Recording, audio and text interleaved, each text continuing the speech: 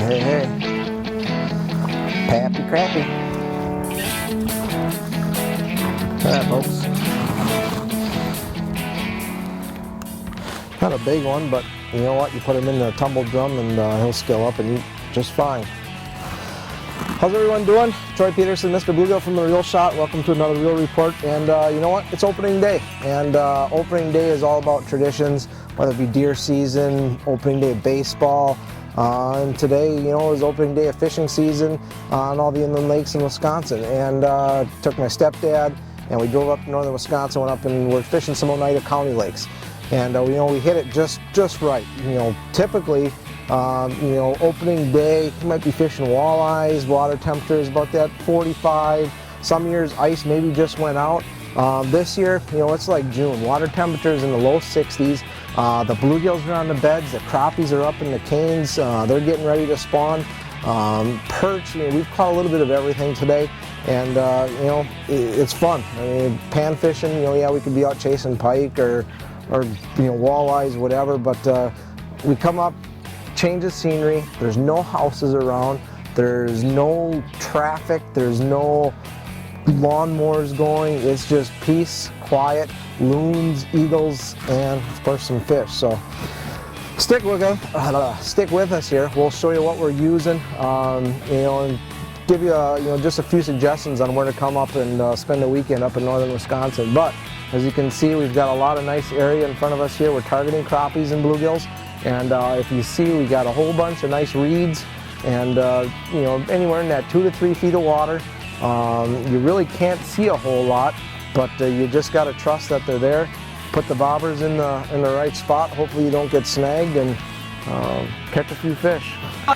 You know, when I'm targeting crappies, couple of key things that's really important, and my stepdad can contest because I've whooped them quite a few times. One thing is line. You know, anything that 3-4 pound test line, I'm using the 4 pound test Suffix.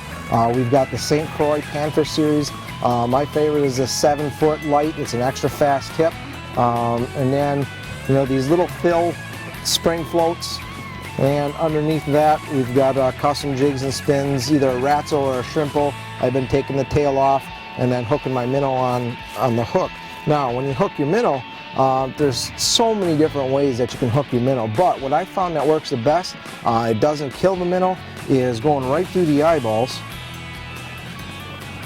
And as you can see, it didn't really do anything. Because they've got that socket, you know, that's in between their eyeballs there. They've got a socket that's basically just wide open space, kind of like my kids. So, you know, just a little tip, little trick. Like I say, there's many different ways to do it. That's just how I do it. Works for me. You can hook them through the tail, through the lips, through the top of the dorsal fin, however you like. But that, and like I say, we're fishing about 2-3 feet of water here, so we're just going to drop our float in about 1.5 feet and put her in some pockets in the canes.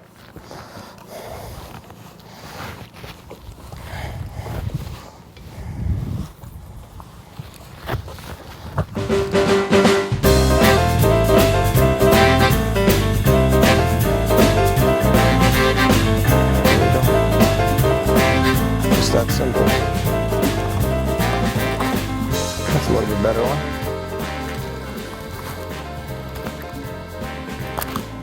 Settle down.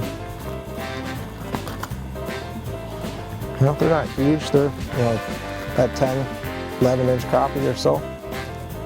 Just the perfect size. You don't get too big, so they don't get too mushy. And like I say, once we put them in the tumble drum, scale them up, we'll show you what we do when we cook them too. He's gonna go in the box. There's a good one.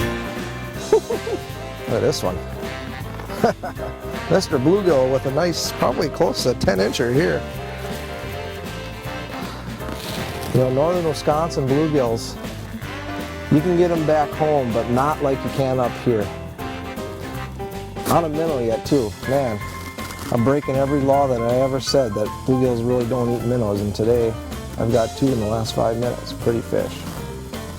All right, let's get some more.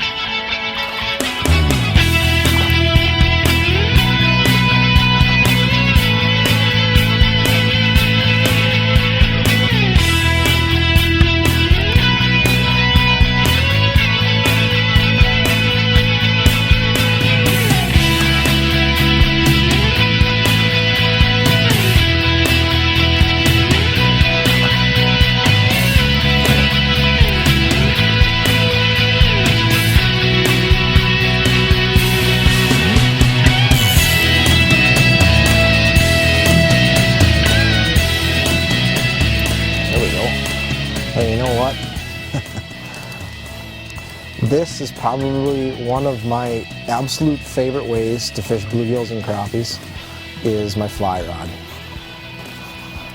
I don't think it really gets much better.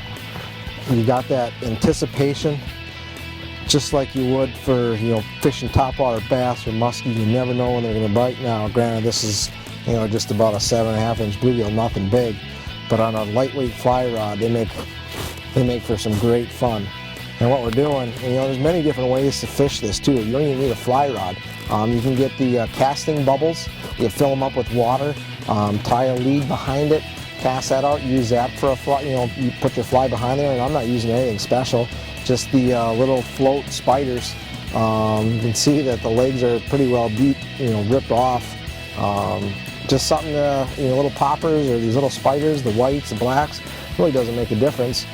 Even back home on the Winnebago system, you know, with the lake flies, we've been catching a lot of nice fish just behind the slip floats, or those casting floats, and fishing the channels and the shorelines, catching all of our fish that way. Because right now everything's pretty much feeding on those lake flies. Let's see if we can't get a crappie. There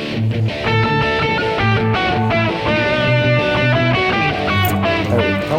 Oh, nice bluegill. They kind of come out of the water like a whale. As you can see, look at the bend in the rod. You know, there we go. And pretty. This one here, I don't think is going to make it back to the water. I think he's going to go in my belly.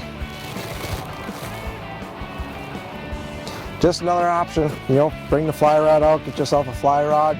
Very inexpensive combo. You know, you can spend $400 or $500 if you want to really get into it, but you know, something like this, you know, it might cost you 50 bucks. Put some line on there, little tippet and a little spider, and just something different other than, you know, using live bait all the time. You know, this guy, as soon as my bobber hit the water, he did like a porpoise and came right out of the water after my bobber, and must have seen my minnow, turned around and thought that was a little bit better eat. But there sure are plenty of these little guys up in northern Wisconsin.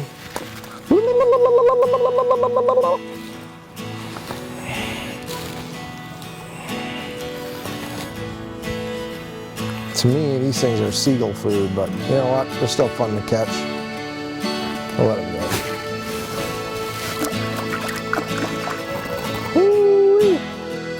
Don't know what we have on yet, but oh, there it is. Oh, look at this. Travis Manson, eat your heart out, buddy.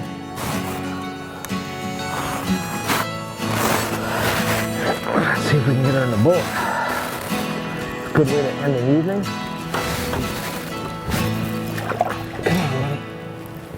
There we go. Well, that would be a nice northern Wisconsin bucket mouth.